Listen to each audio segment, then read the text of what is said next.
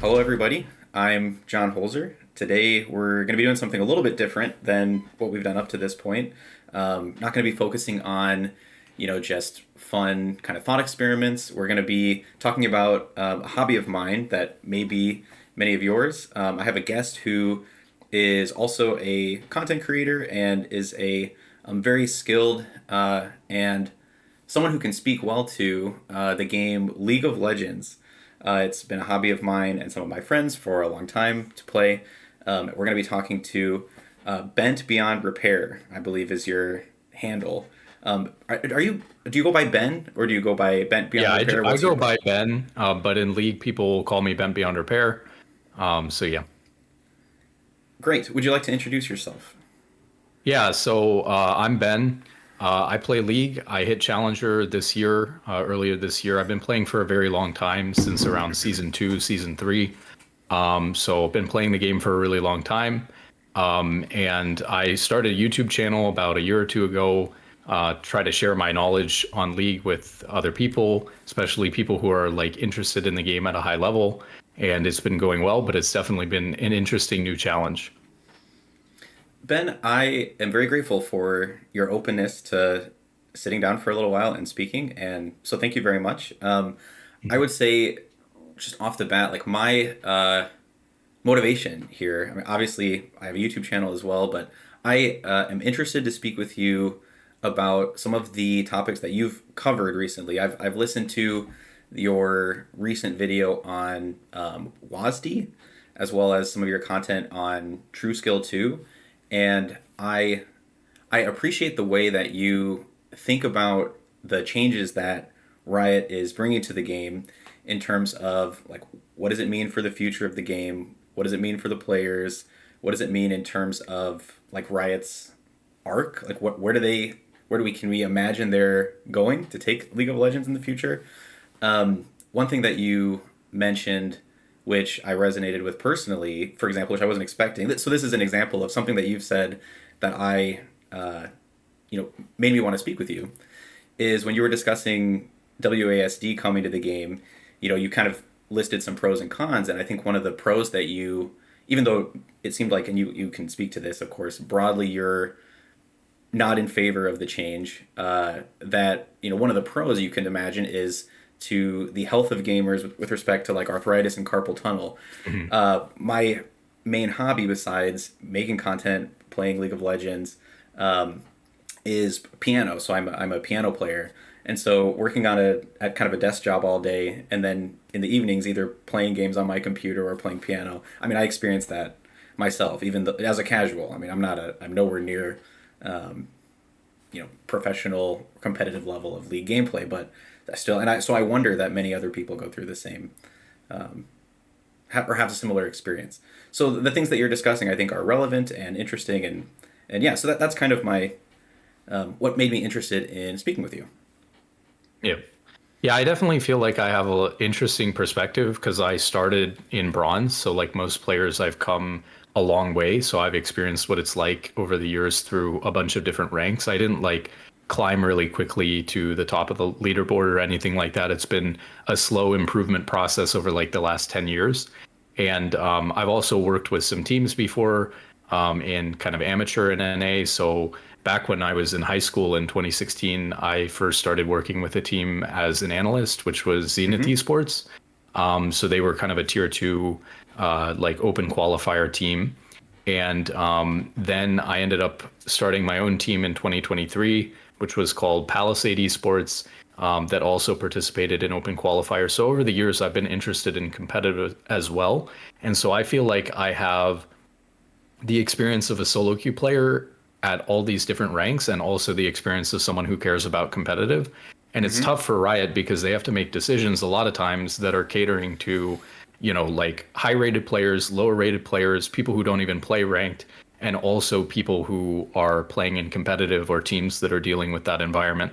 And it's difficult sometimes because a decision that you make might help one group of people and hurt another group of people, or one Mm-hmm. group supports it and another group doesn't. And a lot of their decisions come down to making tough decisions about choosing between those groups.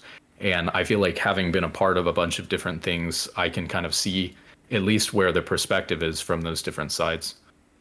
So with that experience that you bring to the table, what would you say is your motivation now for the content that you're producing? Are you speaking to the player base? Are you speaking to Riot directly? I mean, some of your feedback I think comes across very clearly as, I will say, you can be quite critical, but if I like give you my best, like what my best sense is, you're trying to give critical but helpful feedback to the producers of the game. So is that kind of a main motivation of yours? Do you want to work at Riot someday? Where are you headed, or what's the motivation there Originally, behind? originally, I definitely started the channel just because I wanted to like teach people how to get better at the game. And what I Mm-hmm. realized is that there's so many people who are doing that.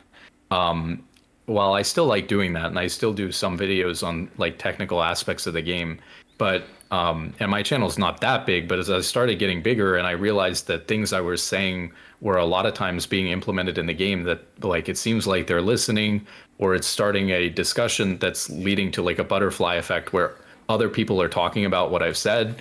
So even if just one person sees what I've said and then they go and talk to other people about it, that sentiment kind of spreads throughout the community. And so I couldn't help myself but say when I thought something was wrong with the game, or if I really disagree with the change. So some of my videos now are kind of on different topics. Some are about getting better at the game and like technically how do you play, and then Mm-hmm. other ones are more focused directly at Riot, like, you guys are making this change or this change is upcoming.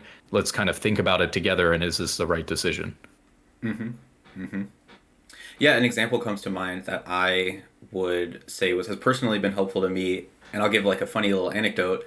Uh, when you made a video on the what's the term for how buying health or buying resistances get effective HP. You discussed, Yeah. I think, at length effective HP.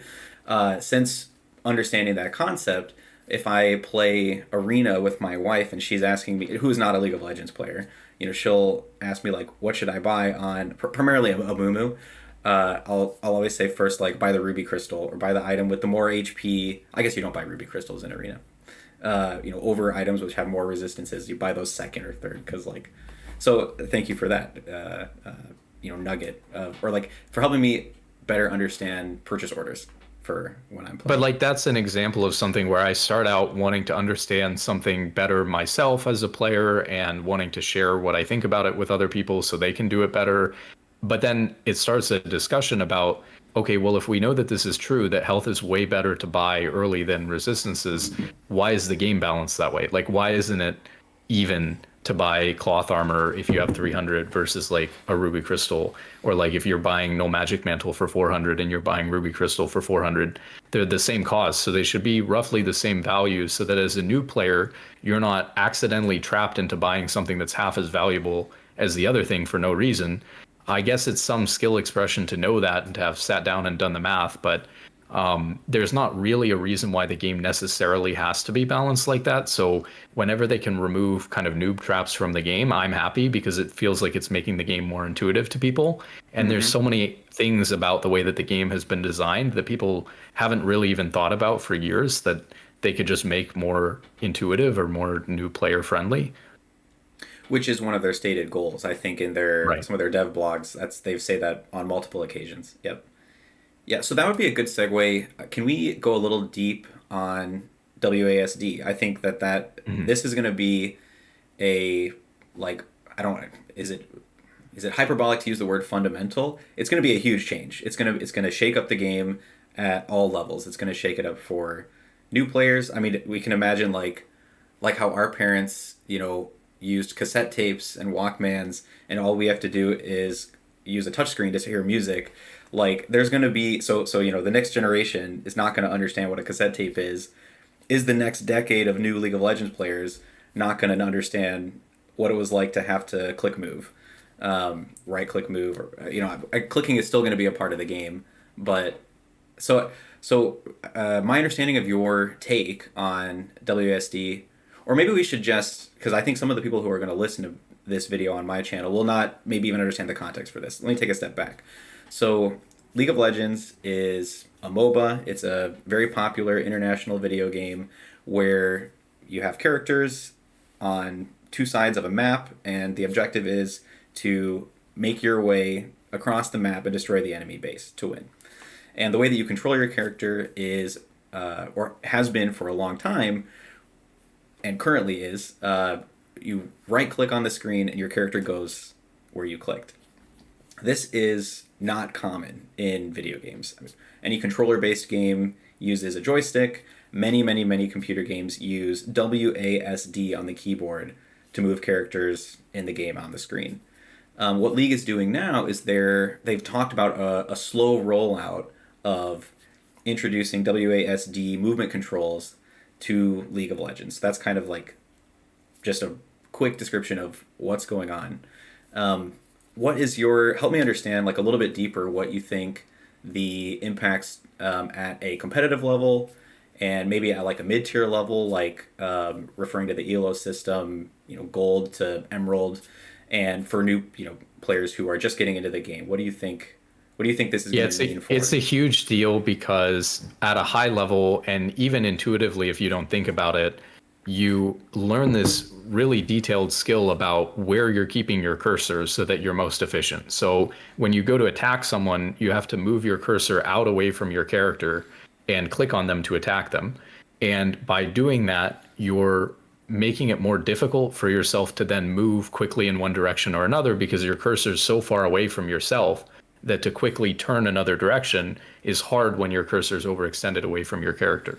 So even a player who doesn't think about how they click at a high level is keeping their cursor very close to their champion unless they're attacking someone, and then they have to move their cursor away from their champion, or if they need to move their screen, then they have to take it away. But you try to minimize the amount of time that you're taking your cursor away from your character. And so it takes a high amount of skill to be able to quickly move your cursor accurately back to your character and dodge. Or when you're moving in between attacks, it takes a lot of skill to utilize this downtime between when you can attack to move as much as humanly possible between attacks. And one of the things that's crazy about the way that they're implementing WASD or WASD is that rather than when I first envisioned it, it was actually different than the way that I've seen it now on testing, the way that it's been implemented, which is I thought that it would be the same as when you input a right click, meaning that if I hit A to move to the left, that it breaks my auto attack, right? Like it cancels my auto attack. And so I would still have to time canceling my auto attack with going to the side with A or going to the, right with D or going backwards with S. It turns out that the way that it works is it can't cancel your auto attack. So you could be holding S because you want to run backwards, and you just need to right click on the enemy target one time, and it's going to continuously move you backwards perfectly in between every single one of your auto attacks. So whereas a player with the mouse is having to move their mouse back and forth over and over and over again to get perfect timing, and it takes a high level of trained skill and timing to be able to get that accurately without canceling your auto attack too early to try to move, but not waiting too long to auto attack and letting the full animation run through so that you're getting the most movement possible. What this is letting you do is like auto kite for free. And so it's a massive change because what it's going to mean, especially for auto attack reliant champions like AD carries, is it's not really optional like they're saying that it might be, that they want it to be optional. They don't want it to be too strong. They want people to be able to use the same old system if they feel like that's better. They just want WASD to be available to new players coming from different games who aren't used to using the mouse setup, which is very strange, and most games don't use that. Only MOBAs really use move on right click. So they're saying this is a way we can get new players to come into the game. And what I'm saying is this is going to force all these players who want to get better at the game, who want to do their best, to switch after 15 years of the game being around to a completely different control scheme, because the way it's being implemented and designed is so broken compared to what you could do with the mouse that you basically are forced to use it. And so I think what you're describing and what I would agree with is that the impact is going to be like thinking in terms of like roles and classes, that ranged auto attacking champions, marksmen, effectively get a huge buff. I mean, that's what we're seeing. That's what I'm seeing when I see clips of people trying this out on PvE on social media. Is that, like you said, the ability to control your movement while kiting and dealing damage through auto attacks is going to be you're going to have like such a ability to control your character that other roles will not benefit from in the same way. Certainly melee champions. So I guess this is where I think like we could get a lot of benefit out of conversation in this sense. Like I want to challenge you a little bit. Not in the sense that I want to Sure. argue, but in the sense that Yeah. like let me extend your idea and see what you think about this. So one, not really a critique, but like what you make me consider is, if AD carry is currently, which I would make the case for, and has been for some time, a less impactful role to the game, then is it potentially a net positive impact to the game if this change makes AD carry champions more relevant in, and I don't know if you have thoughts about how that might vary at different levels of a competition, but what would you say to that Yeah, I would rejoinder? I would say that that's an unintended positive consequence of the change. Is I think that it would be really good for AD carry to be more impactful. But I think you also have to break it down, right? Like you asked how it would affect different levels of play. So I feel like at competitive or even at high levels of solo queue, people are already pretty good at doing these things. Mm-hmm. And so they're just going to be doing them just as well with a new control scheme. So it just forces players at a high level to relearn how to pilot the game. And that's unfortunate, but it's not the end of the world. I mean, these players, to be good, you have to adapt all the time to things. So it's a little bit frustrating to have to relearn that, but it's part of being a good player, for a long time is you have to And for some adapt. people, it's their job, right? Yeah, It's and it's their job, and it's a small portion of people who would have to do that. So for very competitive and limited. very high level solo queue, I think that it's not going to make a huge difference in some ways because they're already kiting pretty well. There may be an argument though that once I don't really know what the skill cap for it is, once they get used to it, they may be able to start doing some things that we haven't seen before, and so it could push the skill cap, which would still buff AD carry and like high elo. And then you have like mid-range players who have been playing the game for a while, but maybe aren't as good at kiting. I think that's the player that's going to benefit from it the most because all of the sudden, an 80 carry player who is maybe in an average rank like silver or gold, having access to the kiting that you're able to do with WASD is going to really make them a much more powerful, better player. And I actually believe that that is movement between auto attacks like that, in my opinion, is one of the most important things. So I've heard different takes on this. Some people think that it's not all that important. Some people think that it's like really key to being a good 80 carry player. I tend to think that it's really, really important. And so I think it'll have a large impact. For new players, it's probably a positive thing because if you're a new player coming into the game and you haven't played with a mouse like that before, being able to just use WASD is going to feel intuitive. I don't know that it's going to cause a ton of new players to stick around though, which is the thing is if the main reason why it's being pushed is because we want new players to play the game or stick around, I don't know that new players are going to try League because they can use WASD. Maybe they stick around a little bit more once they find out that that's the control scheme. But I don't think new players are quitting the game because they have to use a mouse. So I don't know. Where do you see the QWER and DF key bindings like moving to? So obviously there's real estate. When we're talking about going from quarter to or from click move to WASD, we're talking about keyboard real estate to some extent. So I mean, I Hmm. personally I keep my main abilities on QWER. I keep my smite on D as a jungler, and I keep my flash on F. Not trying to start a Hmm. like flash on D or flash on F debate No, here, I but have that's flash on that's F, my so we're real fine. estate. All right. Yeah. Some of my friends may hear that and cringe a little bit, but that's everybody can be wrong about something. Uh, so moving controls to WASD obviously means that at least the W ability can't be on W, and Smite can't be on D anymore. I haven't tried it out myself. I don't know if like the PBE client where this is available. I'm sure that there's like a new default for those, but where do you see? And then my follow up question would be after like where do you see most people rebinding those controls to? Is do you view that as having a disproportionately negative impact on like caster champions or assassin champions that need to have a really quick combo of abilities? Or is that something you've Yeah, thought about at so all? other games like Marvel Rivals or Overwatch have had this binding system for a while because they have like more than four abilities. And oftentimes they use like left shift or like the left click on the mouse in order to do that.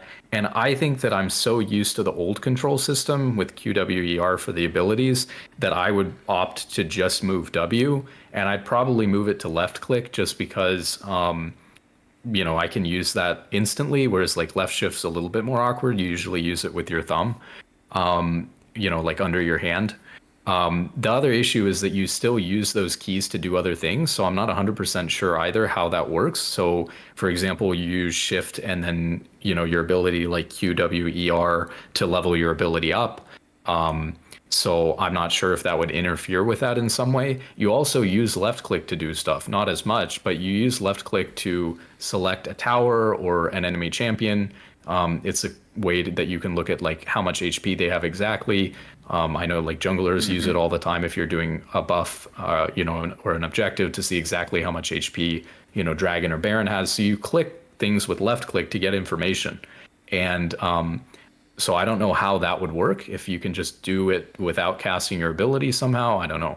But that's where I would probably move it is keep things the same, but then just move an ability to left click. And then let's see, you do lose ASD as well. So I have like attack move on A, but Which is not probably something I wouldn't be would think using about. it. I've never. This is me showing my like plat peaking ability here. I've never played with attack move. It's just not something I've ever even tried. Sorry, I Yeah, interrupted so you.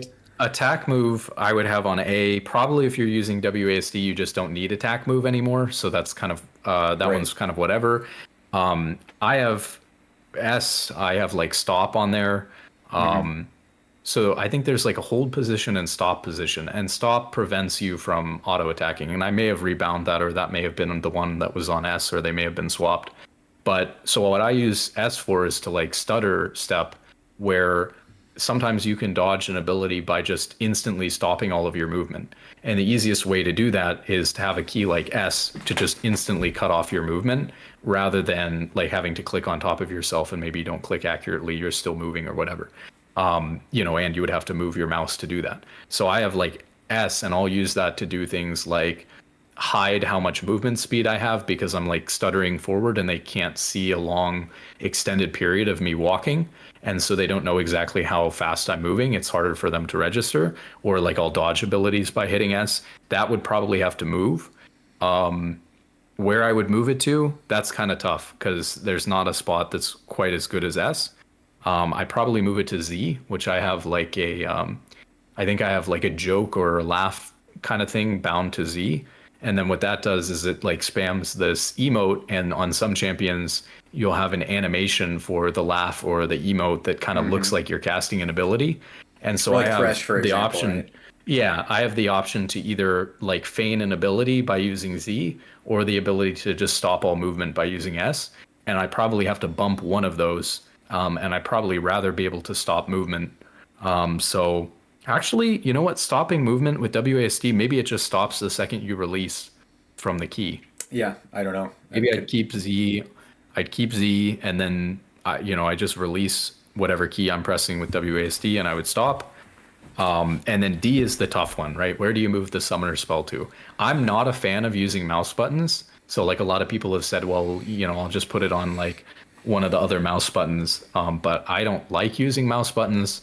I specifically try to get mice that don't have a lot of mouse buttons. So that's a tough one. Mm. I don't know where my summoner spell would go. Maybe, and this is a crazy answer, I might put it on one or something like that because I'm so used to using items as a support player. Mm-hmm. I use my item slots all the time. I don't think it would be that bad to use something like one if you get used to it. So I might move it there. But yeah, that's one of the tough things for sure is you have to bump abilities to some really weird places And let with me press you a little WASD bit as on the well. follow-up question. Do you see this having a positive or negative impact on like the caster or assassin roles of champions? On the basis of not Yeah, having all that's of your ability casting keys right next to each other necessarily. That's tough. I mean, I think people will get used to it. I definitely think it's going to be a requirement for ADC players, but I'm not 100% sure yet that that other champions are really going to need to do it. So, like for me as a tank melee support player, auto attacking is really important on all champions, but I'm not quite kiting the same way a ranged champion would. And so I'm not sure actually yet that it is going to be a requirement for someone like me who's playing, kind of a tank champion like Braum or a melee champion. But for a mage, you still auto attack a lot. Your spacing in lane's really important. You're still ranged. So I feel like it would be worth it to do it as a mage, and you'll probably just get used to the abilities being in a different spot. And you try to put them in the best places that you can so that they're still fast. I mean, maybe people will start putting them on things like 1, 2, 3, 4. My theory, and this is not a theory that I can make a strong argument for or would like stand my ground on, but just in the sense of like imagining for fun. Well, I guess if I had to make a serious case for it, it would be, trying to think at the level of organizational strategy for Riot. I'm sure they have people who are thinking about, on a regular basis, what is their competition, what is their player base, how does that impact market cap, market share, and one of the main considerations is I would think would be platform. So obviously League of Legends, to my knowledge, is right now currently only a PC game. I don't think League of Legends is out there to be played on, consoles like the Switch or the Xbox or the PlayStation. I think it's just for PC gamers. And so a natural like nugget out there to go get would be the player base that exclusively uses those systems. So I wonder if they're thinking about like making League for consoles and maybe making it different, like a slightly different version of the game like Wild Rift, and then that would be exclusive to consoles. Or if they're, thinking about just straight up allowing people to play from consoles cross-platform. So I don't know a lot of the technical details about how that would work. I want to say though that I think that there might be console or not console support. There might be controller support already for League, because I'm pretty sure I remember BoxBox, who's a Riven player, doing a like a controller challenge with League a long time ago. And so I was curious about that. I think that it may be possible already to play on a controller. And then I was just thinking too, one of the drawbacks to WASD is that you can only really move in 8 directions. You can move in 4, and then if you combine 2 of them, you can move in a diagonal. And so one role specifically that doesn't really like that is jungle specifically really needs to be able to move in precise ways around camps when you're clearing, to be able to get like optimal clear times. And so it may be the case that because of that, junglers may find, or even on certain champions, that it's not optimal for their clear speed to be playing on WASD. And so unless you're playing maybe a jungler like Kindred or something that really relies on auto attacks, could be that junglers don't opt into it. And I wonder now, if there is controller support, I wonder if you could use WASD but with a controller and then get omnidirectional movement with the joystick or something like that with WASD's inputs. But I'm sure they wouldn't let that work, right? But that's kind of an out there thing. Yeah, yeah. As a jungler, no, I agree. So I don't know. I don't know that I will try WASD if click move is still available. I don't see them taking it away. I see them only adding No. WASD input control. Right, like and clearing as well as just crossing. The move algorithm, whatever is going on behind the scenes when you click a location that says you're here, you want to go here. We're gonna find the shortest path. That assuming it's optimized, it is whatever it is, but assuming it's optimized, I can only see it get worse. I can only see a player using WASD control trying to cross a long distance. It's going to be better for those micro, for those tactical moves. It's going to be, I think it's only going to be a net negative for people trying to cross the map, make strategic plays if you're trying to do that with WASD controls. Right? Totally agree. Yeah, that's an interesting thought. I definitely think like the auto pathing when you click, a long distance, like you're coming out of base or you're playing jungle and you're going to a lane, it's pretty accurate. I'm not 100% sure that it's 100% optimal.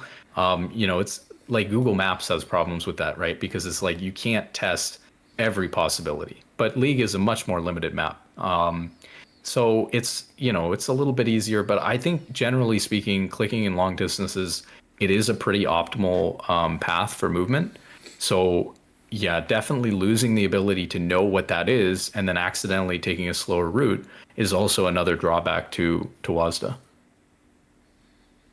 I think that's about everything I want to cover on that topic. Is there anything else you want to say on WASD I rankings? will say I watched a video. I don't know what they said in the video because it was in Spanish and it was like auto dubbed on YouTube. But I saw a Uh-huh. video the other day where they had a bronze player play versus a challenger player, and so they had like challenger ADC and a bronze ADC, Hmm. and they had They the had the bronze bronze player player play use with WASD, WASD, right?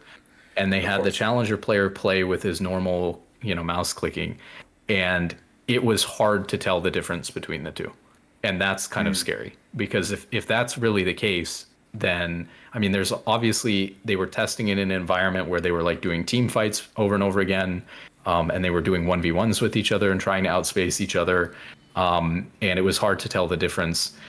But so there are going to be many, things other than that that determine the game. It's not like that's going to cause the bronze player to go to challenger if their decision making is bad, if they don't know where to be. In situations where you're not just kiting all the time, there's going to be other aspects to the game. But if that causes, AD carry players to suddenly be much better, it's going to be it'll be a really weird situation for sure. So it does seem like it's, especially for AD carry, really, really strong. Hmm.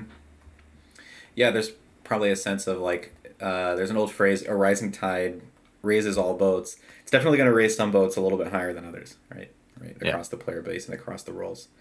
Let me switch gears, and I'd love to speak with you about another topic which you've addressed in detail that I imagine more competitive players think about maybe more than new players.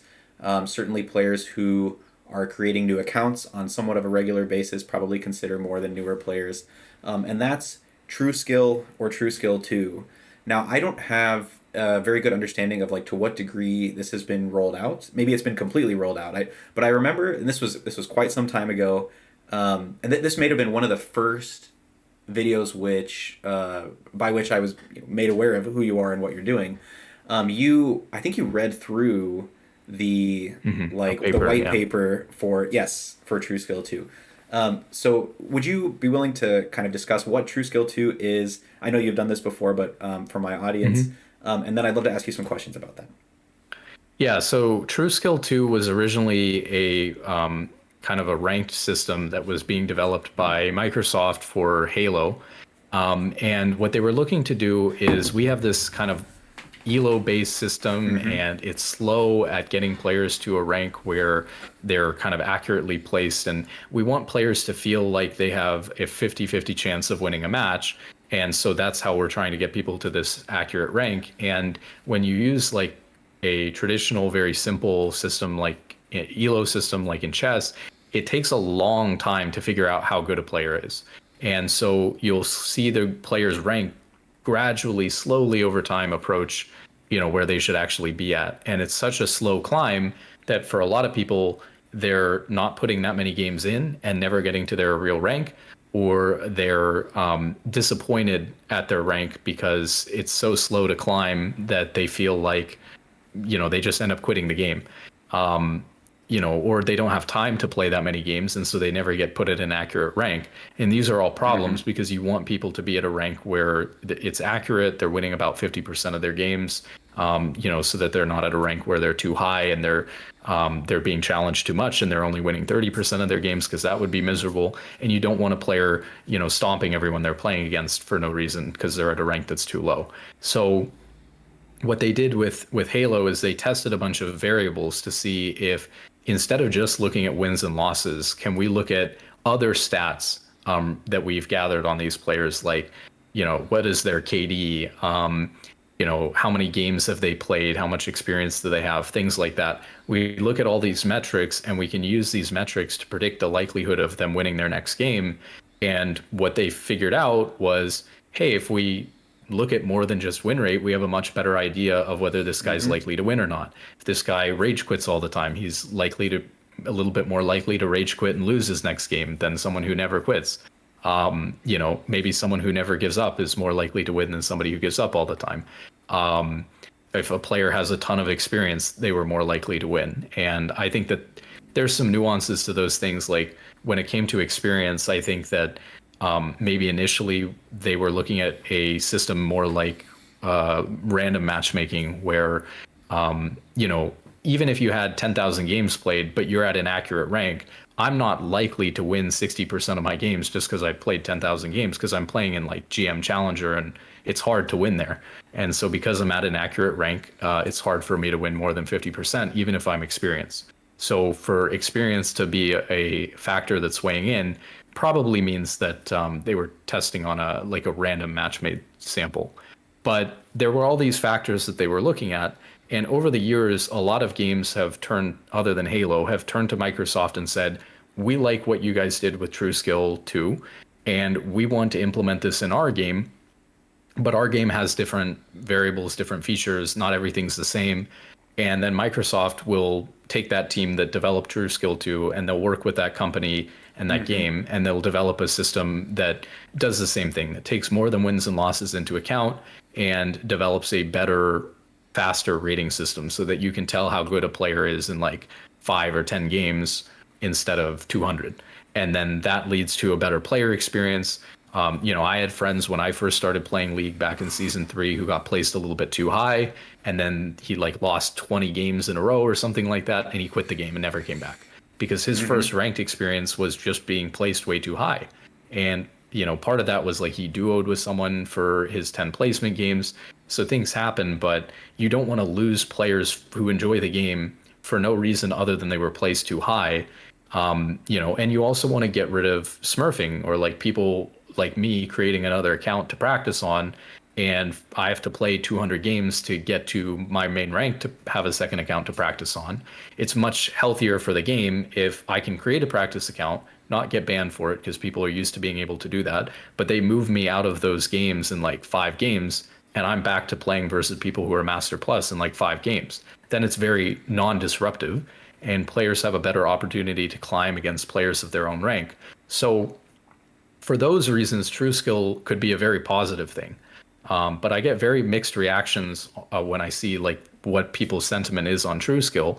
A lot of people who don't like the rank system now think that Trueskill could be really great because when I'm losing games and my teammates aren't playing so well, stats are going to show that I'm a really good Mm-hmm. player and I didn't deserve to lose that one. And so I can feel a little bit better about, losing a game that I was playing well in. And so some people like it for that reason. Other people see it as they're rigging the rank system to, optimize engagement, more of like an engagement optimized matchmaking rather than skill based matchmaking. And engagement optimized matchmaking is like we can figure out when this player is likely to quit and stop playing the game, and we can feed them wins and losses that are predetermined or likely to go a certain way so that they'll stick around and keep playing over and over and over again. And League has been very clear because they're like a forefront competitive game. We need Mm-hmm. to have a skill based matchmaking system. If we have an engagement optimized matchmaking system, people are going to run from our game. Everyone's going to quit. You can't have a competitive game where wins and losses are handed out randomly or in a predetermined way, because people are going to figure that out. Bad players are going to be good. Good players are going to be bad. The rating system is going to be all over the place. People will see that and then they'll quit. And so, for that reason, there's a lot of, I guess, fear in competitive gaming communities that if we don't know what the rating system is, and we don't, it's secret. Um, we don't know 100% whether they're trying to do engagement matchmaking or whether they're doing skill-based matchmaking. And so people worry when they hear we're going to overhaul the whole rank system and the whole way that we determine whether you're good or bad at the game is all going to come down to the secret algorithm that we're changing. People panic because they're thinking that they're going to, like put engagement optimized matchmaking in, or they're going to ruin the game. And I can see that perspective, but probably if it's accurate, it's fine because it's just going to be a faster way to tell whether a player is skilled or not. Yeah, I'm sure Riot is thinking, they don't want to just be a good game. They don't want to just be a great game. They want to be a world class game. They want to Mhm. be competitive with what else is out there on the market, with what other people could be playing. If you take that for as an assumption, then as they, the ELO system, MMR, that's all been in place for a long time. I'm sure that they've had conversations at the level of like, okay, if we are going to be a world class, competitive, generational game, however far out into the future, what is the best way that we can place players in games? How can we? I'm sure they're thinking long term. Like, is the ELO system, which I think is most famously used in chess, is that appropriate for League of Legends, or is this system? So I think I like the way that you're thinking about it. Put abstractly, I think the conversation around Trueskill 2 is like, what is it? How does it work? What does it mean for the game? What does it mean for players? So I appreciate your discussing like what it is. Thank you very much for your thoughts on what does it mean for the game? What does it mean for players? Um, a thought that I've had is like in terms of how it works, just to kind of get into like the the mechanisms of Trueskill 2 with respect, like in comparison or contrast to the ELO system. It seems to me like it removes a condenser of information that is currently present. So what do I mean by that? Like when you say that Trueskill 2 is going to consider additional information, I think you gave some examples. I also wonder if it's going to take into account like ward score, actions per minute, stuff like that.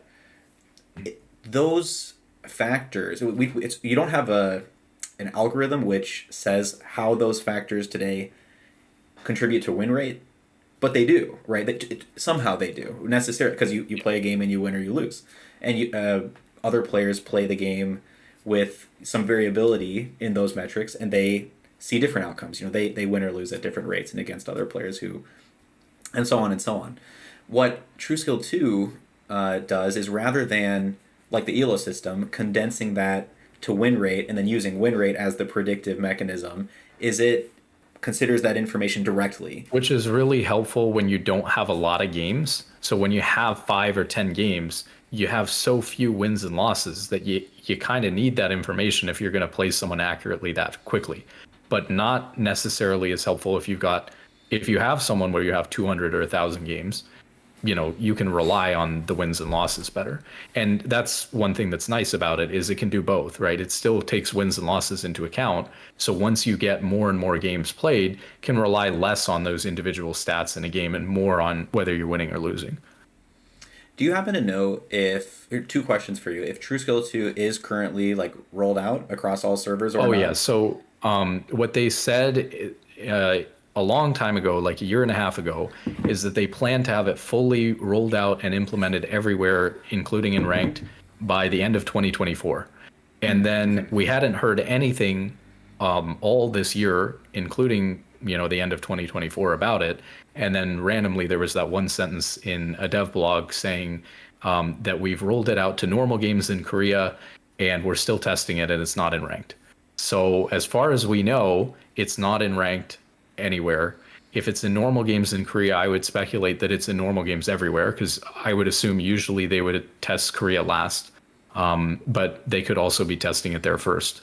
So that's kind of hard to say. I'm just speculating on that. But usually, Korea being the most competitive region, they would go to Korea last, and then they would, go to ranked next if it's working well. Hmm. So it looks like it's around the corner, basically. Right. And would you know, my second question was going to be whether, do you know if Trueskill 2, once it's in place, like informs MMR or removes the need for MMR as such to inform matchmaking?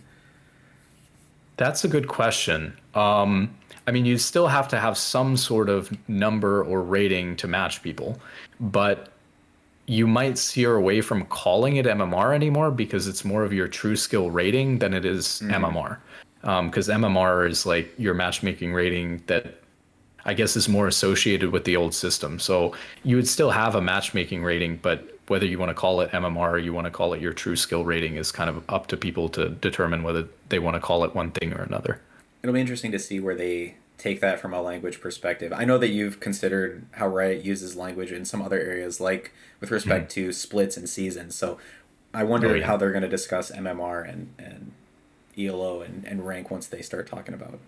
Trueskill 2 Yeah. more. Once it's like completely rolled out, I wonder if they'll do like a full, dev blog and discussion like just on this topic and give it kind of its the attention that I think the gravity or like the scope of the change deserves.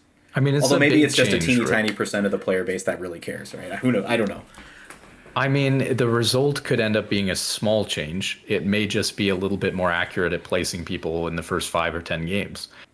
So the result may not be that big of a deal, but the change itself is huge because we're talking about kind of the foundation of how a competitive game works is its matchmaking and rating system. And a lot of people play, especially in ranked, for their rating. And so, changing how that works or how that's calculated, and of course, it being a secret, is a really, really big deal and kind of fundamental to the game. I don't want to spend a lot of time on this idea, but something that you sparked for me that I remembered I wanted to ask you about. And so this is going to be just like a little bit of a deviation from technical League of Legends Mhm. discussion. You said a lot of people play ranked for their rank, like for the value of their rank. When I did that, I was able to peak in mid to high plat, but everything in life has trade offs. When I was spending that much time taking this video game that seriously, I think the trade off was like how I behaved myself to some extent, and I can explain. So there's this term toxic that I think a majority of people in this community are very familiar with, whether because they experience and express toxic behaviors themselves or because they've seen it from others and experienced toxicity uh, by other players in the game. When I was taking League like super seriously, I was pretty toxic. I mean, I was getting feedback from some close friends of mine that they were having less fun playing with me because I would, if they made a play that I thought was a bad play and I could see how it resulted in us losing an objective or losing the game, I would call them out on it. And there's a right way and a wrong way to do that. Like you can be helpful and you can be constructive, or you can just like put someone down for something that they did that you don't agree with. So in the past couple of years, especially, I feel like I've gotten much better at that. I don't think that being toxic is a problem that I seriously have anymore. To some extent, that's been, again, in terms of like trade offs, because I don't take ranked League of Legends seriously. And so for me personally, that was a good call. Like I value more my interactions with other people over like my rank in this video game. Would you have anything to say to the audience, to the League of Legends community about like toxicity? Have you had a I'm toxic, I'm not toxic player journey, or has that not really been a piece of your maybe? Yeah, Well, you I've said that definitely. you coached a team. Maybe you have something to say about that from a perspective of being a coach. Yeah, I made a video called In Defense of Toxicity, actually. And I explained a lot of stuff in there, but the long and short of it is that I think the higher up that you go, and the more seriously you take the game, obviously, the more toxic that you can be. And I think that, like you said, there's kind of a right way to address criticism and a wrong way. And what I guess I'd say is that, like, if you're playing the game casually with your friends, there's sort of an expectation of like how you could call somebody out for doing something that is bad or doesn't go well or you disagree with. And that just kind of ramps up the higher you go. And if you've seen the team environments, like there's a reason why the players are toxic, right? In amateur especially, you're working with players who are very good. They've dedicated the same amount of time as some of the best players in the world, but they're just not quite as good as them. And so they're super close to being able to play professionally, but they're not quite there. And when they're in a situation where they're playing with someone who maybe doesn't take the game as seriously, or is like failing to learn, or even a coach who's bad, they can be toxic in a way that kind of makes sense when you understand that those players are like playing for their life. Like some of these players, like on Zenith back in 2016, they were like living in a team house together, and if they Mm. didn't win this qualifier, then like they were done trying to play professionally. It's Their whole serious, life right? was about to change. So it was serious. It's like this is our last shot to make this work. Otherwise, we're done. And so if they're playing and that's the way that they're looking at the game, obviously when your life is a little bit dependent on the game, those people take it really, really seriously. So you can understand like competitive players taking the game very seriously because a lot of their life decisions, how much money they're about to make, whether they're going to go to college or not go to college, can be dependent on the game. And so I've seen a lot of toxicity in like the competitive environment. And but I think that it's not that much different than sports. I think that you see that level of toxicity on basketball teams and football teams and soccer teams and Mm. stuff like that. So I don't think I mind that much at the competitive level. Now in solo queue or like, if you're casually playing the game, in solo queue, it's the same issue, which is people take the game really seriously and care a lot about it, but it can be disproportional. So, like, if you're playing solo queue, you're going to play a lot of games. People are going to make mistakes.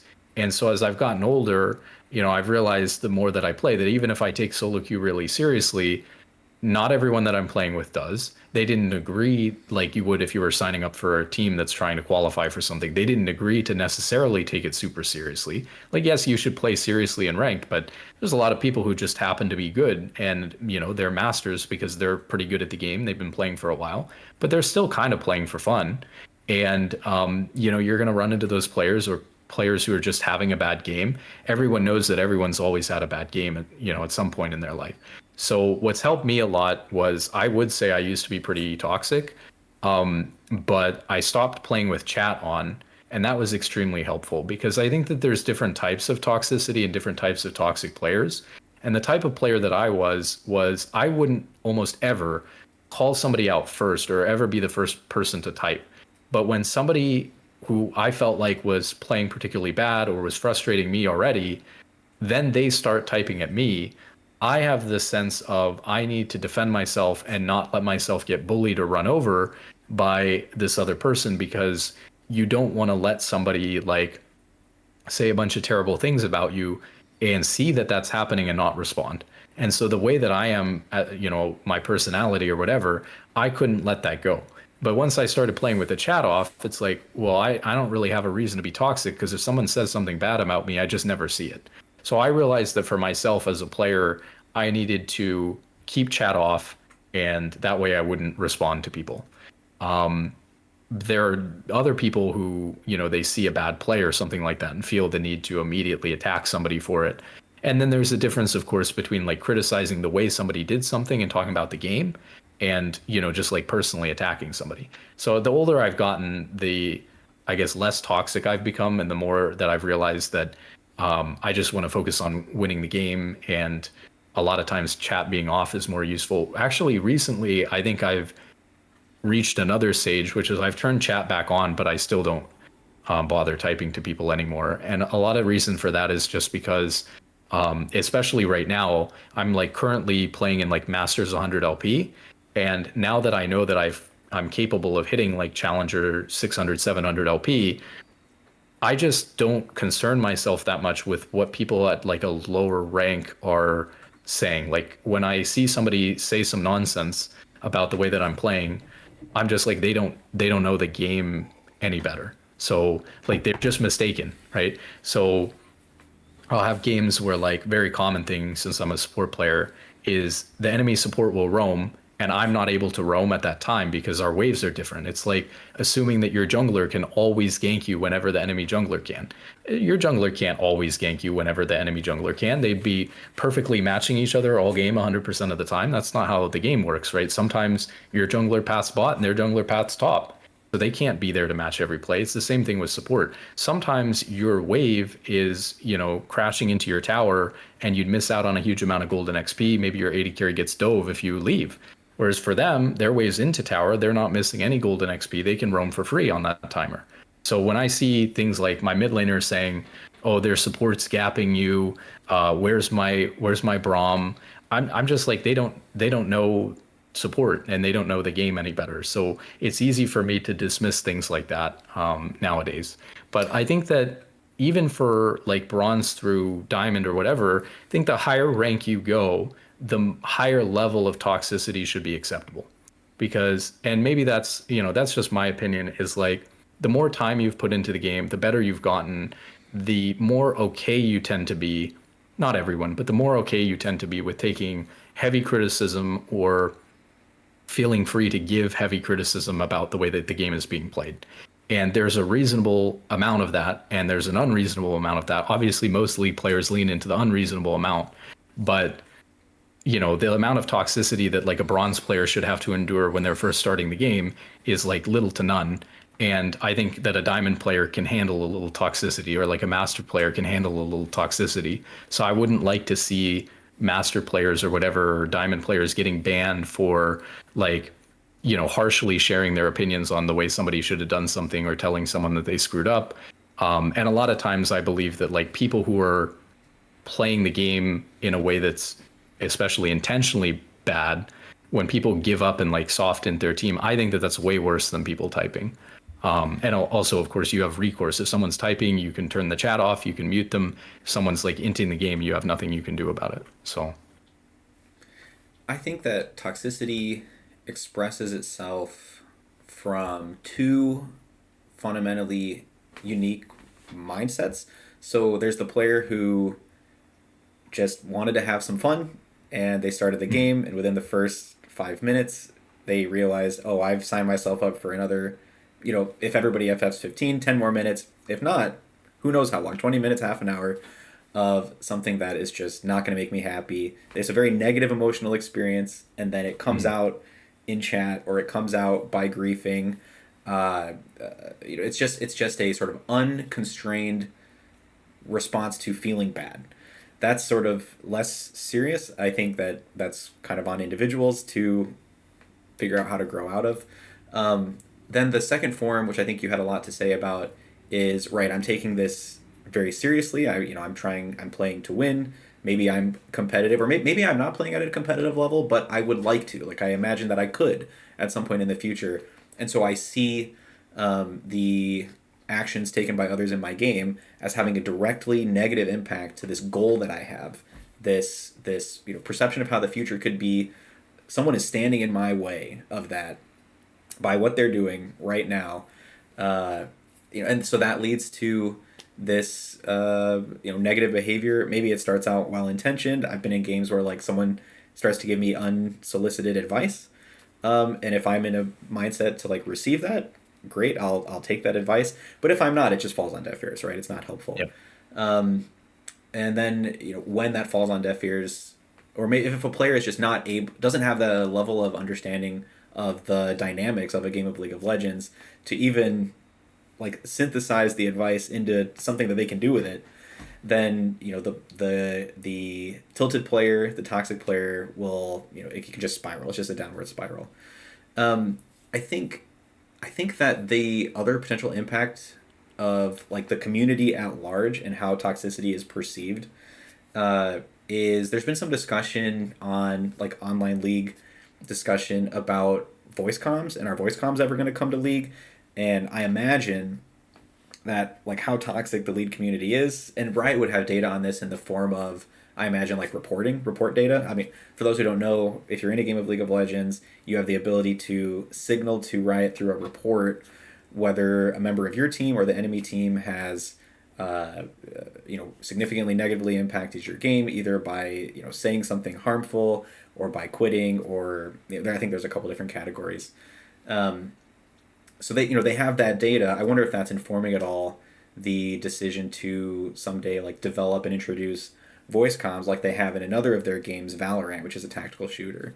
I don't know. Do you think that toxicity has any potential impact on like the introduction of voice comms to League of Legends someday, or no? I think that Riot is definitely scared of how toxic the community is, and that's why they're not adding voice comms.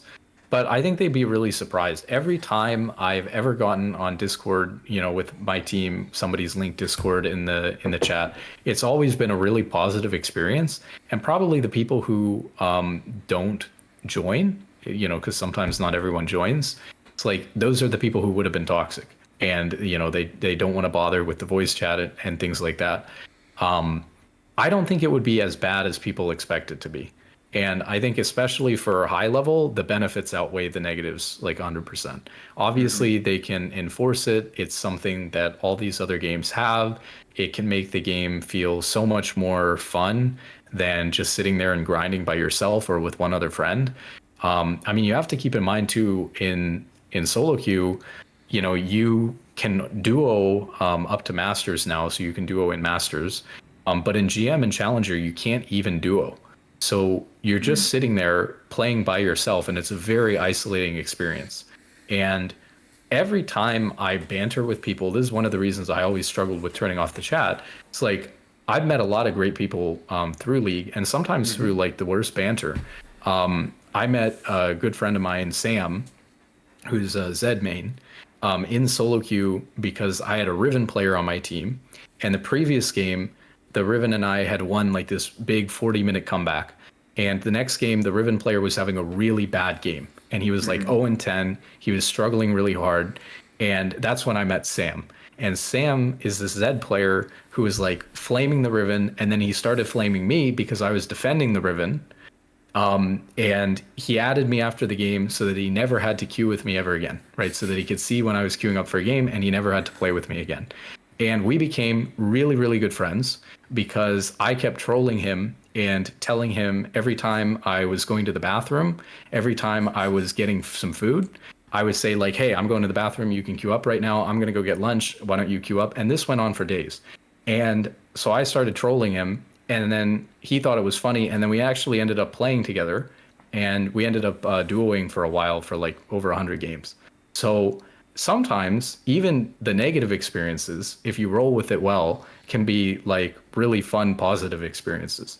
And so I found that when I have like positive interactions with people in League, it makes the game so much more interesting when I know the people who are involved with the game, when I get to know them a little bit better. And High Elo especially is a really close-knit group of people where you're playing with the Mm-hmm. same people over and over again. And getting to know them and their story a little bit better would be super interesting and fun. But even in lower ranks, even if you're not playing with the same people all the time, meeting random people through voice chat and stuff like that is a great way to make the game more social, more fun, less isolating.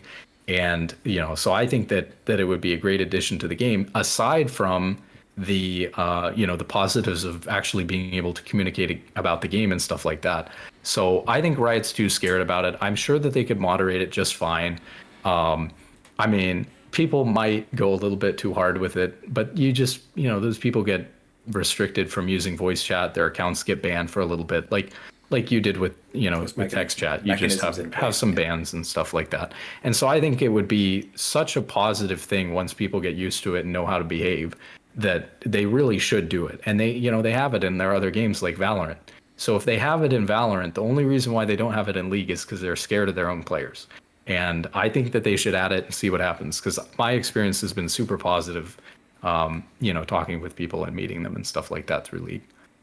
I love the story about Sam that you shared. Yeah, I've never heard that before. I don't know. I guess in my own personal life, this is not for me, but a good friend of mine actually met their closest group of friends through gaming to the point where he was in one of his friends' wedding as a member of the wedding Mm-hmm. party, and like they would never have met and become close friends if it weren't for. So there is this like, if you're open to it, this other beautiful side of being a part of a community that's all gathered around like enjoying the same thing. Yeah, I thought that Yeah. was very nice. Just sharing a positive message in the chat can be, and then ignoring the rest of it, or even you could just type like typing, and move on, which is kind of neutral. It's not like positive or negative, but I've been someone who does that. If I'm getting typed at by a teammate, getting flamed, I'll just be like typing, and then I'll refocus on what I'm doing, so I'm not being distracted by the chat. I think those can actually have a positive impact on the gameplay of your teammates by limiting distraction or by making possibly like making them feel a little bit better while they're playing. Have you seen this as well? Would you agree? Yeah, there's definitely players that get too distracted while they're typing, and then it impacts their ability to play the game. It impacts your long-term ability to improve at the game because you're so focused on the mistakes other people are making that you can get into a mental state where not only are you focusing on their mistakes, but you're not focusing on your mistakes at all. And so one of the other reasons why I think I've been much less toxic is like I'm so focused on figuring out how I can play the game better to keep up at this level that it's like I don't have time to really be thinking about all the mistakes other people are making.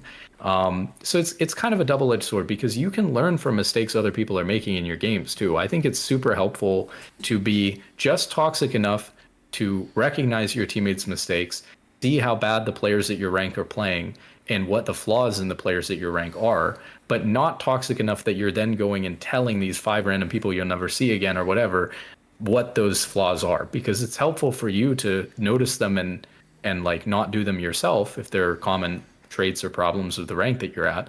But if you're going and you're typing to them, you're distracting them, you're ruining their mental. Everyone's looking at the chat and what's being said instead of paying attention to the game. It's really bad. So yeah, I definitely think it hurts your chances of winning. And it can even, with a lot of players, lead to this hard stuck mentality of never recognizing their own mistakes, only looking at other people's mistakes and never being able to get better because of that. And one thing I thought of is as a support, sometimes you'll copy paste summoner spell timers. And what I like to do is, every once in a while when normal things happen in the game, stuff gets said, this guy shut down this guy and took his bounty, dragon was slain, whatever. And so the chat gets clogged up. And so as a support player at a high level, one thing that's kind of funny sometimes is you'll have summoner spells on your clipboard that you're copy pasting over and over again, and you can like spam paste it. And so sometimes if people are yapping too much at each other, like you said, typing to remind them that we're playing the game, I can just control V a couple of times the summoner spell timers so that, and I'll clear their toxic conversation. And remember, like, we're supposed to be focused on, like, okay, their 80s flashes up in 2 minutes. Are we doing something about it? Like, just spamming their summoner spell timings in chat and stuff like that and clearing the toxic chat is a funny way to remind people that we're still playing the game. Yeah, I hadn't thought of that. Thanks for that tactic. That's something I'll potentially keep in mind. Tell us a little bit about why you wanted to start making content, what your experience has been like since you have been, and where do you see the channel going? Yeah, so like I think I probably uploaded my first video on this channel like 4 years ago, but it was really on or off in the beginning. And so I really haven't made videos seriously or consistently until like the last year, or maybe a little bit over a year. And it's been a really interesting experience. I think that there's a ton of parallels to playing League. And you're thinking about how you're doing it and you're trying to get better over time at what you're doing. So I try to make each video a little bit better than the last one, but my content's also unique and sort of similar to yours in that I don't do a lot of editing. I haven't like learned a ton of editing skills or anything like that. I'm just very focused on talking and sharing my knowledge about the game. It comes across more of like a podcast about specific stuff about the game rather than, I mean, it's a monologue, not a podcast, but comes across more podcast-esque than this really well produced pro guides video that has all these infographics and stuff like that. I realized, I guess, that you have to find on YouTube like a niche, and I can't really compete making the same content that pro guides is making, but without the editing. So I have to be providing information that is maybe a little bit higher level, or people enjoy listening to because of the way that I'm presenting it or something like that, that's different than those type of getting better at League videos. And I've also found a lot of success talking about like ranked and Trueskill, and those sorts of topics tend to do really well for me because, well, those other channels are focused on producing really high quality content on concepts about how to get better at the game. There's not a lot of talk about how the rank system works and the rank ladder, and people are hyper interested in that. Some difficulties I think I found with YouTube is that when you do find a niche, it's great that you've found this niche that people aren't doing or that you are good at doing for some reason or another, that allows you to exist and grow a little bit on the platform. But you're limited in the size that you can grow to based on the audience of people who are even interested in that topic. So for example, if you're making content on League, there's only so many people who are interested in League in the first place. And if you're making content that's geared at people who like play ranked or maybe who play ranked and already know a lot about the game and want to learn about like some of these really small details about how to play, or spend a long time learning about how the rank system works. I'm catering to kind of a very small audience of people who are very dedicated to ranked. And one of the things that surprised me a lot is when I play, games now in Master Plus, the amount of people, and I don't have that big of a channel. It's like 3,000 subscribers, but the amount of people that I run into in high elo solo queue who know who I am and what videos that I make, it's kind of crazy. And I think it's because my guess is that my audience is disproportionately other higher ranked players who are like, trying to learn more about the game, and learn more about the rank system and stuff like that. So I feel like I'm a little bit caught in a small niche because I'm a very small subset of League.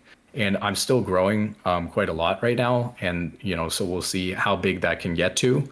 But you are kind of limited by what your niche is. And, so if you look at other channels that focus on like esports, I've done a few videos on esports. I'm interested in it.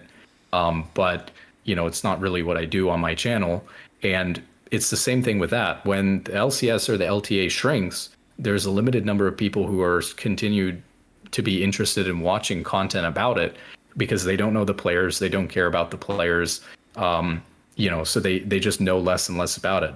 I mean, for me personally, like when I was a kid, I grew up watching football, and then for a long time I was really interested in watching League at a competitive level, and now I'm like back to watching more football than I watch League.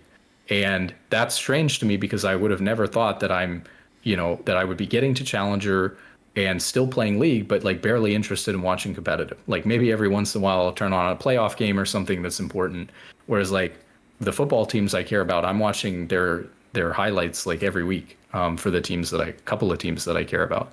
So I probably spend more time watching football. So it's the same thing there. It's like as the LCS is dying, there's less and less people watching. Content creators who are making stuff focused around that are very limited. So if you're trying to pick something to make a YouTube channel about, you try to pick something that a ton of people are interested in.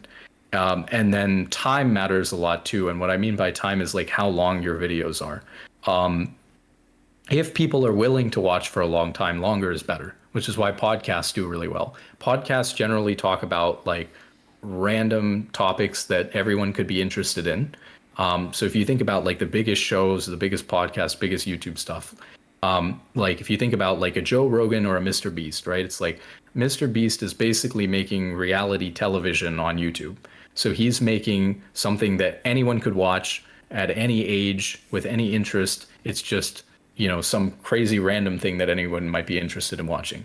Or a Joe Rogan podcast is going to talk about so many different topics. They're going to bring on so many different guests that they're capturing like a wide audience of people who are interested in all kinds of different things.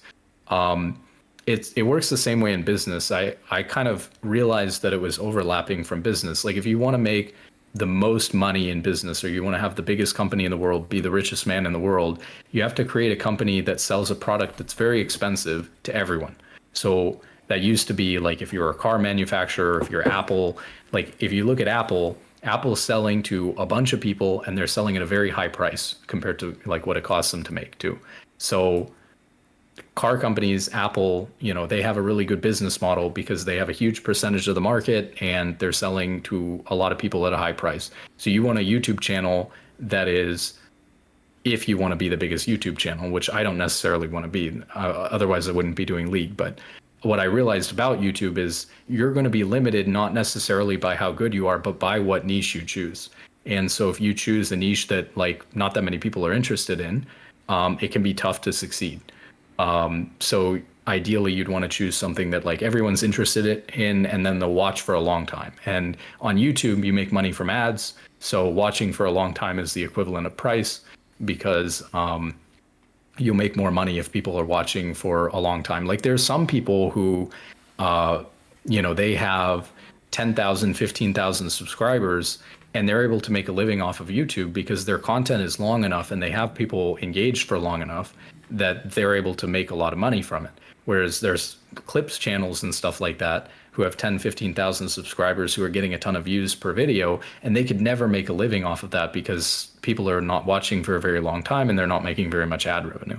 So that's kind of an interesting thing about how YouTube works.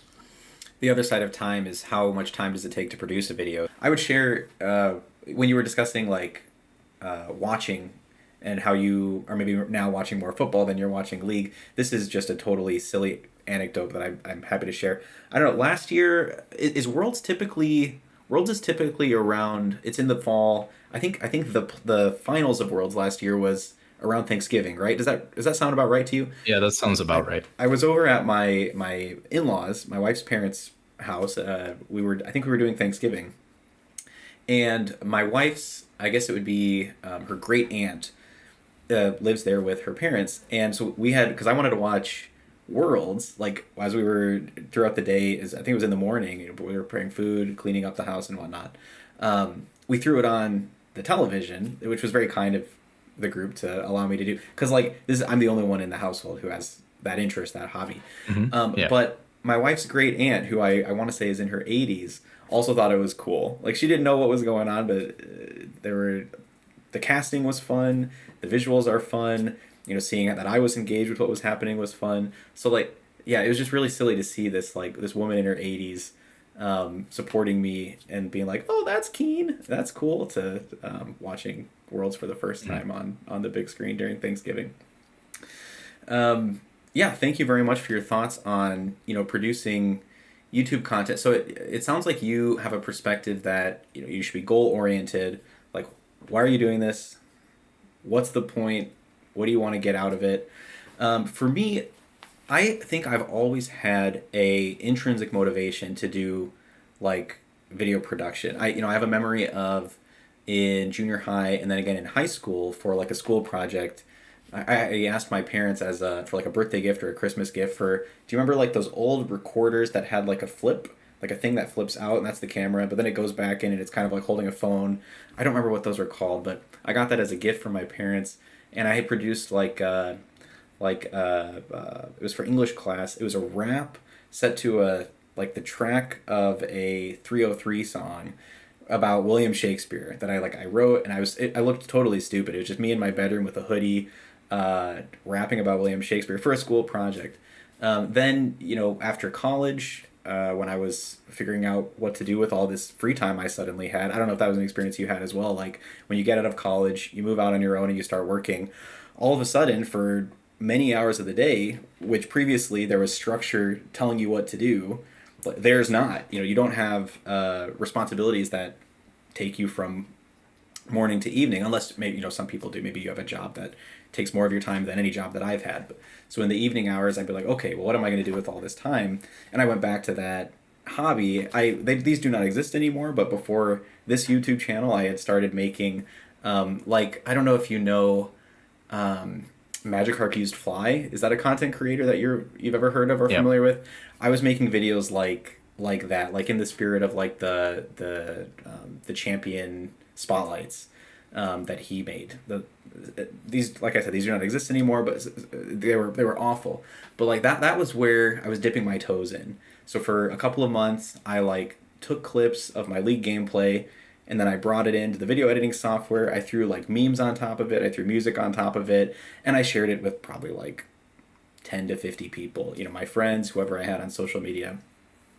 And then when I decided that that wasn't really going anywhere, I decided that like League of Legends was not going to be a core part of my future, and so I didn't really want internet content associating me to League of Legends. That was just a choice at that time. I was undergoing a personal journey of like I'm spending too much time playing video games. I'm single. I needed to like make a personal shift to be a person who would be good for the partner that I'm trying to find long term. So that Yeah. like that's a whole thing that I don't want to necessarily unpack right now. But then fast forward a couple of years, I've met my wife, and this like intrinsic motivation to make videos sparked up again. And this time, I think I found an interest that aligns better to a long term plan for myself. Like I think no matter what happens in my life, I am pretty confident that for the next 10 years, 50 years, I'll be interested in moral philosophy, thought experiments and just creative writing. So I agree. Keeping it goal oriented is important. Making sure that you're speaking to something that is important to you. Something that I don't think I've thought through as well as you have is considering the value of the content to other people. Assuming that we have stability of information on our computers and in the internet, maybe this is something that my children will be able to see like what was your dad thinking about when he was in his 20s. I think that could be kind of cool. So yeah, I don't know. Those are some of my motivations right now. But what I will take away from you and think about more is like, what is my content going to be doing for the people who are watching it? I don't know. Do you think that that's important, like fundamentally to content creation, It's or a with piece of it, respect but to? you have to enjoy what you're doing. And one of the reasons why I like the videos that I make is I feel like it's helping me become a better player. I think you always learn things and solidify concepts the best when you're teaching it to other people. And so I feel like it gives me an opportunity to try to verbalize the things that I'm doing in game or the decisions that I'm making, or like I'll take the opportunity on a video topic that I have in mind to run some numbers on things that I'm doing for a champion. And normally, if I was just sitting there spending a half an hour calculating, what item is better for me, that's just something I'm doing on my own. And maybe there's barely any benefit and it takes a lot of time. But when I'm doing it with an audience and people value that and they can get something out of it and learn a concept from it, it's like it's killing so many birds with one stone. It's like I'm providing, a little bit of educational content and entertainment to people who are watching. I'm like getting to spend some time in a worthwhile way, getting better at the game myself. So one of the biggest things I think I'm getting out of it is actually just being able to become a much better player since doing it. I think I went from masters to challenger while I've been doing YouTube. And I think that it's in no small part due to the fact that people have called out like many, many different flawed notions that I had about the game. And I'm humble enough to recognize that the game's so complicated that even for a player who's getting pretty high up there, there's so many things that I don't know about. And, throwing the wrong answer out there on the internet is like the easiest, fastest way to get, the right answer. And so there's so many things that I've learned from League, from my audience, that I feel like I get a lot out of it when I put in time too. Would you have anything to say about work-life balance or like work YouTube life balance? I don't know, and I'm not trying to get into anything personal that you don't want to share, but like I'm assuming if you're like me, you have another source of income than YouTube to like support yourself and Yeah. your family. What has Yeah, that been like for you since you've been taking I it have more a seriously? degree in economics and I do like wealth management, financial planning. And Gotcha. I'm lucky that my schedule is kind of flexible. It's like I have meetings and I can work around meetings. Um, you know, Everything is online and from home. And so that makes things a little bit easier on me, but it's not easy to balance so many different things at the same time. Like I'm trying to play quite a lot of League. I have a baby boy who's 11 months old, a wife, Congratulations, by and the way. Yeah, yeah, thank you. that's So there's like a lot of things that I'm trying to balance. It's like, and it's not easy. I would say, and I've been operating this way for a long time, you really try to limit yourself to as few things as possible that you're doing at once. So if you're trying to do 10 different things at once in your life, you're probably, at least if you care about doing them super well or and like successfully, you're not going to be able to really handle doing 10 different things at once. So I try to limit myself to at most like 5 things at once, which is still probably a lot or maybe too many. Very comparable to like trying to manage playing different champions at the same time. Like if you were focused on one thing, that would be really easy, but it's not very healthy or balanced for a person to only be focused on one thing. It's healthy to have different things that you're interested in and, to have a family and stuff like that, not just work. But it's definitely been like difficult to balance, but there's a lot of planning. Like I'm going to spend this hour doing this and this hour doing that, and I'm limiting myself to this many hours for this thing each week. And I think I've gotten really efficient at how I'm using my time. So a lot of people will look at even like my account and say like, how can you play 900 games a year? Like most people don't play anywhere near 900 holy games a year. cow. And I Yeah, would say yeah. like 900 games a year is like 3 games a day. So that's like, I'm probably spending like 2 to 3 hours a day playing League. That's not really that much in my mind. It's just that I'm consistently doing it every single day. And so for a lot of people, they're not consistently playing. I get people all the time coming to me for coaching, and they don't need Sure. coaching because they're not playing the game, right? It's like, I can't, this person isn't necessarily stuck. They barely touched the game. And probably if they did play the game, 3+ games a day, then they would be moving up on their own without a coach. So it's things like that. It's just like, I'm going to spend 3 hours a day playing League. I'm going to try to spend an hour a day making a video. I'm going to spend this many hours a day working, and then I'm going to spend the other time that I have with my family, and being very clear about what hours those are and what hours those aren't. Like, I don't like to take phone calls and stuff like that during certain times, and things like that when I'm with family. And so trying to have that work-life balance is very difficult. And like you said, especially I think for young men coming out of college, it's extremely difficult because you're having to, or even starting college and moving out for the first time, you're like building all this structure for the first time yourself. And you get used to like the structure that school provides, and then you get out of school and then it's gone. And especially if you go into something where you're like working for yourself or you're self-scheduling your time, it can be very difficult to manage your time well. But there's a lot of little habits about the way that I do that, and to-do lists and schedules and calendars and things like that that make it possible to balance so many things. And there are certain things that are lower priority. Like if I don't have time to do everything that I want to do, I'm not making a video that day, or I'm, not playing as much League that day. Other times it'll work the opposite way. It's the end of the season. I gotta, grind for the end of the season to try to finish whatever rank I'm trying to finish at. That week I might focus more on League, but it's definitely tough, and you gotta have your priorities in order. Family is always the most important. Totally agree. I Yeah. think systematizing is very powerful, but some people are naturally better at it than others. So, like you said, you have to be able to almost like take data on yourself and understand, for you to Hmm. get from this point to this point in the video production process, or for me to get from this rank to this rank, based on how it's been like in the past, it's probably going to take that much time, maybe a little quicker if I build in a predictive assumption that I'm learning or improving in some way. And then you're right, you can schedule things out. That's not easy. I mean, that's something that comes No. uh, uh, with time and with experience. I can only imagine. Yeah, I did things like having a sign in and sign out sheet to like clock in and clock out of my own office at home. So Oh, that I knew exactly how many hours I was spending in the office and when, and that sort of thing. I could sort of go back and use that data to like VOD review myself, like how much time am I spending in the office, things like that. Yeah, that's super important.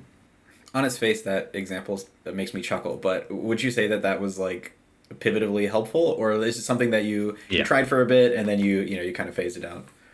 No, I think we based stuff like off of it for sure. Made some Gotcha. changes based off of it. Yeah. Is there anything else you would want to say about making YouTube content?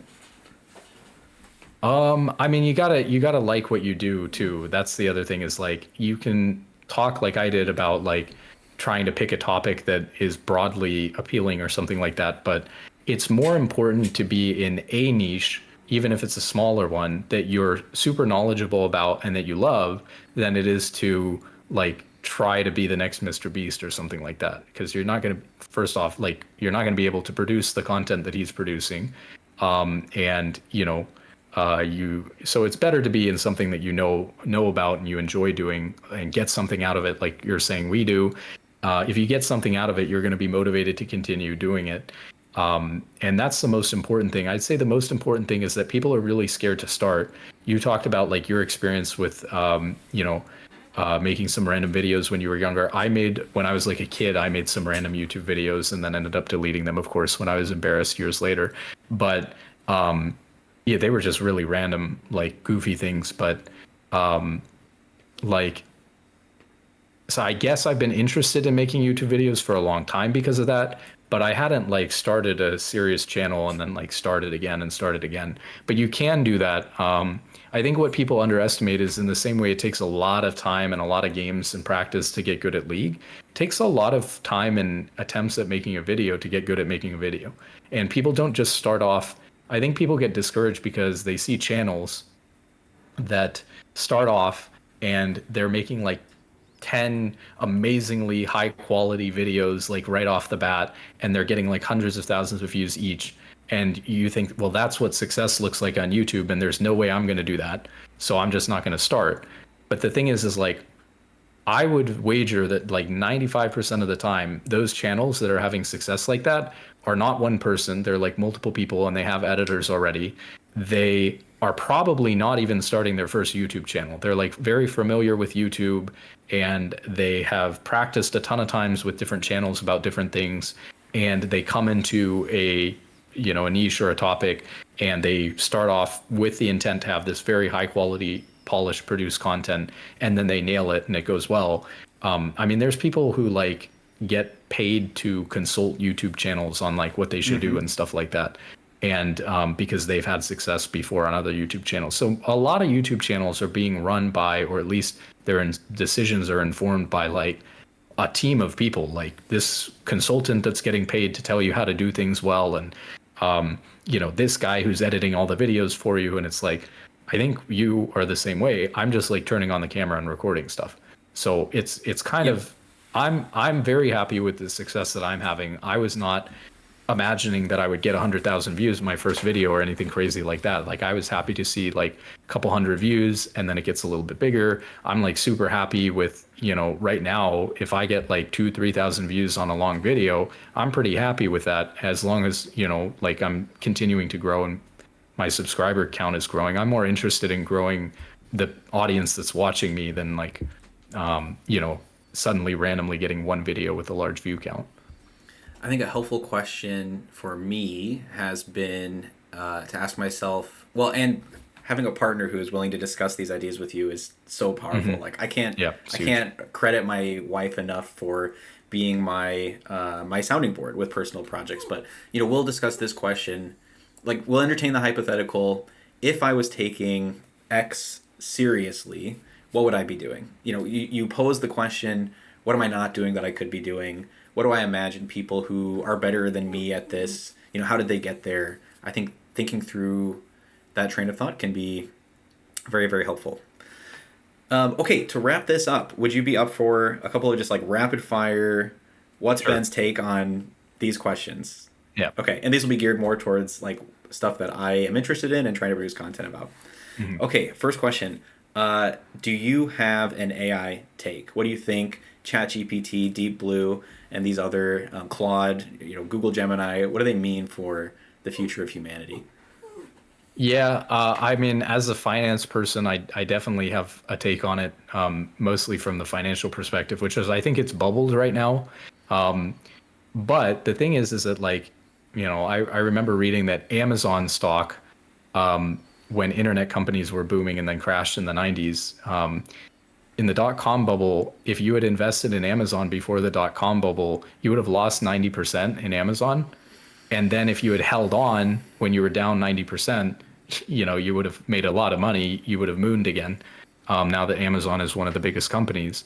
So what's tough about like investing in AI is that even if you pick the right company, it's going to crash and then it's going to go back up because everyone knows that it's going to be so useful that everyone's throwing an insane amount of money into it. And so right now it's like this big investor fueled speculative bubble. It's not really profitable. They don't know how to monetize it properly. It's a mess. But I use like ChatGPT all the time to learn about stuff, and I think it's straight up better than Google. It's like way better than like using traditional Google search. Obviously, you want to make sure that you're verifying, some information that it's telling you, but how quickly it can like teach you about things is really, really helpful. But there are problems with it. Like, for example, anytime I try to talk to it about League, it's a disaster. It doesn't know anything about the game, unfortunately. And it surprises me because there's a lot of good data websites about the game. But if I ask it, like what runes to take on Braum, it doesn't know. Its answer's like not even close to wrong. It's like completely wrong. Like I don't know where it could have possibly gotten the answer from. Can I ask you about So that? So are yeah. you asking ChatGPT just indirectly without any information that you've input into the system, just like assuming it's training data about like that kind of question, like what should I build on Braum? Yeah, I've Because asked it before, certainly, like what rune should I take? What build should I go? Its answer's yeah. wrong for sure. If you Yeah. think that it's responding based on information that it could have, but it doesn't, of course the tool is able to accept data that you give it, and that you could say, Mhm. check this website for this information. You could even like something that I've done. I didn't do this with you, but I'm planning some response videos to other content creators' content. Is I've downloaded a transcript of their video from just like a simple. You can find them googling like transcribe this YouTube video online platform. I've plugged that into Mhm. ChatGPT, and then I've been able to like pre-have a conversation with the person that I'm either going to critique or respond to by asking Chat to assume, let it, you know, act like this person based on what I've given you about them. I think with like respect to League and gaming performance, like it has the capability to make informed decisions. Maybe it just might not be trained on that information, right? Yeah. Yeah, it's definitely too niche of a thing, but on other areas, it's taught me a lot, and it's been really helpful to be able to get answers to questions, like in such an in-depth way and so quickly. And yeah, you can challenge it if you think its information is wrong or you're worried about something. So I think AI is going to be really big, but people don't know what company is going to win, or what company or what country is going to win, like the AI arms race and stuff like that. So it's going to change a lot of things. There's a lot to be worried about there. Obviously, I don't think that like these private companies who are running it and like, investors are sprinting them into developing the most intelligent thing they can possibly come up with. I don't know that that's the best way to go about it for humanity's sake, right? So there's a lot of reason to be nervous about that. The way that they're implementing it in terms of like surveillance of people and stuff like that is kind of scary. Mm. So there's a lot of like, you see movies and things like that of dystopian futures where you can predict like what someone is going to do and what job they should go into and stuff like that. And that sort of thing is really scary, I think. Having come from a finance background, it sounds you may have Mm. heard this phrase that compound interest is the eighth wonder of the world. Is that right? I think I've quoted that correctly. Yeah. I'll have to double check. I think one of the powers, or whether you find that awesome or frightening, of AI will be when we see it having why is compound interest the eighth wonder of the world? Because it's recursive, because the growth from it goes back into itself, and then it grows from itself, grows from itself, grows from itself, right? People think that AI, with respect to AI research, will have the ability to do this. There'll be a recursive effect when AI can develop AI models based on research that's been done by AI. And then I think there's, one of the main concerns, like a huge economic impact that we could see, is when there's we're going to cross a line. It's like open the bottle, open Pandora's box. Once there's a connection between AI systems that are linguistic or can like interact with the world and robotics. Once we see robots Yeah. able to make robots, able to make robots who can be deployed in pick whatever application that humans are going to want to deploy a robotic mechanism that can engage with the world in, like whether that's advanced manufacturing, whether that's like retail jobs, whether that's I don't know. Certainly I think we'll see that deployed even in high like there's a common term for this, like blue collar, white collar. We're going to see it in both. We're going to see it in knowledge work. We're going to see it in physical work, and then I don't know. Who knows what that world's going to look like. I think is that something you've ever thought through, like That's taking going the to be thought the experiment that next far, or no? the next big business for sure is going to be when people feel, just like you feel like it's a necessity nowadays to have like a washing machine and a dryer, or you feel like it's a necessity to have a car. People are going to feel like it's a necessity to have like a $20,000 to $100,000 robot who's able to like, personal assistant who's able to run around and do all of their housework for them. Like that is going to be such a time saver for people that they're going to feel like paying $20,000 for a personal robot like that is a must have. And when you can sell something to everyone for $20,000, that company is going to be the largest company, in the world, basically, or at least in the US, when that becomes a consumer product and a reality. So that's going to be a huge thing. I think that that's why Tesla's valuation is so wild, is because Tesla's the only large company that's sort of showing that they might be interested in developing something like that. And the other tech companies Hmm. aren't really, they're probably doing things behind the scenes too, but they're not like outwardly projecting that that's the direction they're headed in. Whereas like, Elon and his goofy robots and stuff like that, he's like showing that that's what they're kind of interested in.